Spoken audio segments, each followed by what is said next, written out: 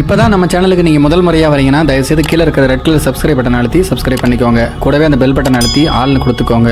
அப்போ தான் நம்ம போடுற வீடியோ உங்களுக்கு தினமும் கிடைக்கும். சரி வாங்க இப்போ நம்ம வீடியோக்குள்ளே போகலாம். தன்னுடைய மனைவியை பிரிஞ்சு வெளிநாட்டில் வாழக்கூடிய கணவன்மார்களுக்கு இந்த வீடியோ சமர்ப்பணம். ஒரு ஹாஸ்பிட்டலில் ஒரு டாக்டரிடம் ஒரு நாள் காலையில் தன்னுடைய தோழியோடு 2.5 வயது மதிக்கத்தக்க குழந்தையுடன் ஒரு சகோதரி கவுன்சிலிங் செய்ய வந்திருந்தாள். கல்லூரி படிப்பு படித்திருந்த 26 வயது ஒரு அழகான இளம்பெண் அவர். 3 வருடங்களுக்கு முன்பு திருமணம் செய்து 2 வயதில் ஒரு பிள்ளையும் அவர்களுக்கு உண்டு. அந்த பிள்ளையை கூட மிகவும் அழகாகவே வளர்த்து வைத்திருக்கும் அவளுக்கு என்ன நடந்தது என்கின்ற எண்ணத்துடன் அவளுடைய கதையை கேட்க ஆரம்பித்தார் அந்த டாக்டர். ஆனால் அந்த பெண்ணோ கண்ணீர் வெளிய எனக்கு என்ன நடக்கிறது டாக்டர் என்று அழுது கொண்டே பேச ஆரம்பித்தாள். திருமணம் முடிந்து வெறும் 55 நாட்களில் அவளை கர்ப்பமாக்கிவிட்டு வெளிநாடு சென்று பிள்ளைகளுக்கு 2 வயது ஆகும்போதுதான் முதல் முறையாக பிள்ளையை பார்க்க நாட்டுக்கு வந்திருக்கிறார் அவருடைய கணவன். அவன் வெளிநாட்டில் இருக்கும் நாளெல்லாம் அங்கே இருக்க வேணாம், வந்துவிடுங்கள், வாழ வீடு இருக்கு, என்னுடைய நகையெல்லாம் விற்று தரேன், சின்னதாக ஏதாவது தொழில் செய்யுங்கள், கஞ்சி குடித்தாவது நாம் வாழ்ந்து விடலாம், முடிந்தால் நானும் வீட்டில் ஏதாவது தொழில் செய்கிறேன், எனக்கு உங்களை பார்த்துக்கிட்டே இருக்கணும், எனக்கு பெரிதாக எதுவுமே வேண்டாம் என்று உண்மை அன்பாலும் கணவன் மீதான காதலாலும் வேதனைப்பட்டு கெஞ்சியும் அன்பாகவும் நச்சரிப்பாகவும் தினமும் கூறிக்கொண்டே இருந்திருக்கிறாள் அந்த பெண்.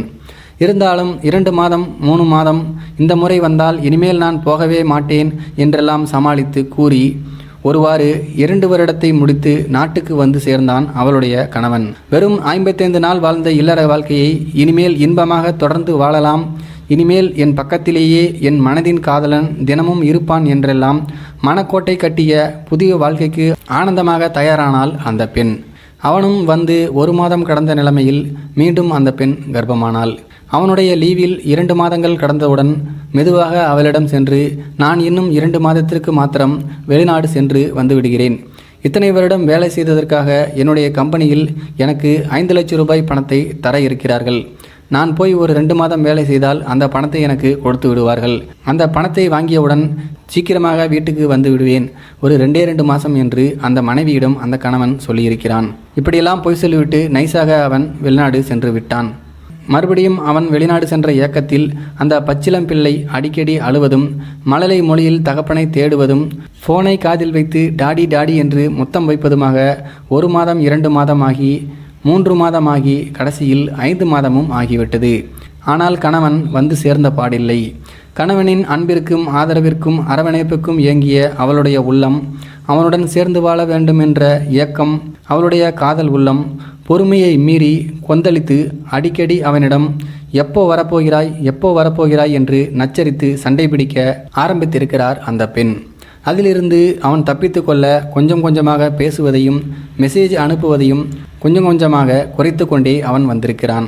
அவளும் வெறி பிடித்தவளைப் போல தினமும் இரவு பகலாக 100-150 கால் என காலுக்கு மேல் கால் அவள் செய்து கொண்டே இருந்திருக்கிறாள். அதுபோக மெசேஜையும் அனுப்பிய வண்ணமே இருந்திருக்கிறாள்.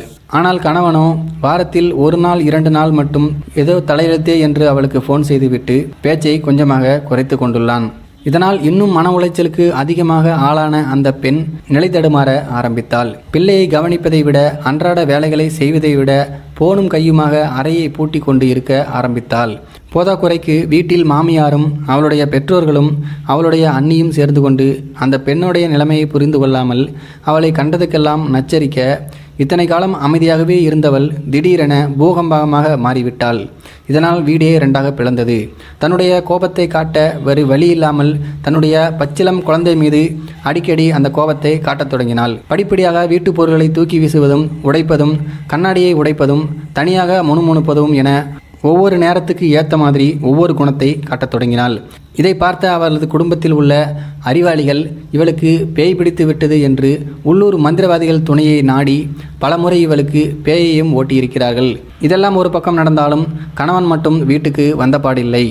விவரம் கேள்விப்பட்ட அவளுடைய நெருங்கிய தோழி ஒருத்தி அவளை அழைத்து கொண்டுதான் அந்த ஹாஸ்பிட்டலுக்கு வந்திருக்கிறாள். காரணம் என்னவென்றால் அவள் தற்கொலை செய்யும் அளவுக்கு போய்விட்டாளாம். அதனால்தான் இதற்கு மேல் வேறு வழி இல்லை என்று அந்த தோழி இந்த டாக்டரிடம் அவளை கூட்டி வந்திருக்கிறார். அந்த பெண்ணுக்கு கணவன் மீது கொண்ட அளவு கடந்த பாசம், உண்மை காதலின் ஏக்கம் அவளை டிப்ரெஷனில் தள்ளி பைத்தியக்காரி என்றும் மதம் பிடித்தவள் என்றும் பட்டம் கொடுக்க வைத்திருக்கிறது.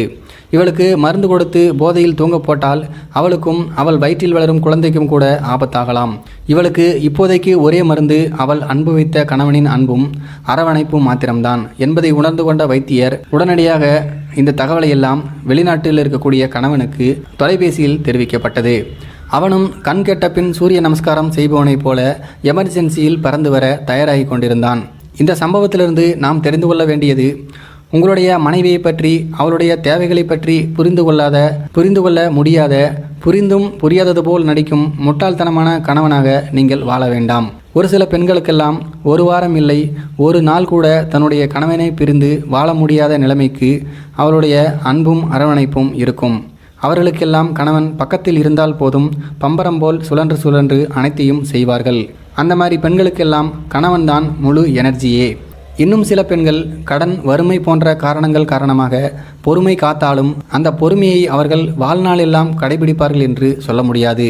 இன்னும் சில பெண்கள் இருக்கிறார்கள், அவர்களுக்கு கணவனும் தேவை கிடையாது, பிள்ளைகள் மீது அக்கறையும் இருக்காது, பணம் வர வேண்டும், அதை வைத்து ஊர் சுற்றி திரிய வேண்டும், அப்படிப்பட்ட மனநிலைமையில் அவர்கள் இருப்பார்கள். அவர்களை பற்றி நாம் பேசுவதற்கு ஒன்றுமே இல்லை.